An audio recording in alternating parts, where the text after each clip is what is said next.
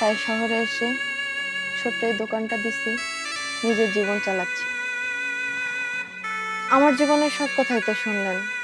যাই হোক, আপনার কি অবস্থা? আপনি তো অনেক পরিবর্তন হয়ে গেছেন। মনে হয় ভালো চাকরি-বাকরি করেন? হ, আমিও খুব ভালো আছি। তোমার বিয়ে হওয়ার পর থিকা মনটা আমার খুবই ভেঙে যায়। তখন আমার বোন বলল, ভাইয়া, গ্রামে থেকে আমাদের কিছু হবে না, চলো আমরা ঢাকা যাই। তখন আমরা ঢাকা যাই। ঢাকা গিয়ে আমি গার্মেন্টসের ব্যবসা শুরু করি।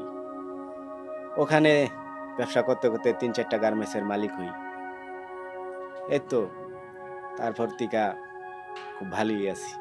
আর আপনার পরিবার, তারাও কি ঢাকা থাকে? মানে আপনার ওয়াইফ, আপনার বাচ্চা-কাচ্চা? নিশ্চয়ই খুব সুন্দরী মেয়ে বিয়ে করছেন, তাই না? অনেক বড় ঘরের। আমার সুন্দর একটা ফুটফুটে বউ আছে এবং আমি তারে সবসময় নিয়ে ভাবি। চিনেই তো গেলেন আমার দোকান। আপনার পরিবার নিয়ে একদিন আইসেন। আমার নিজের হাতে চা বানায় তাদেরকে খাওয়াবো।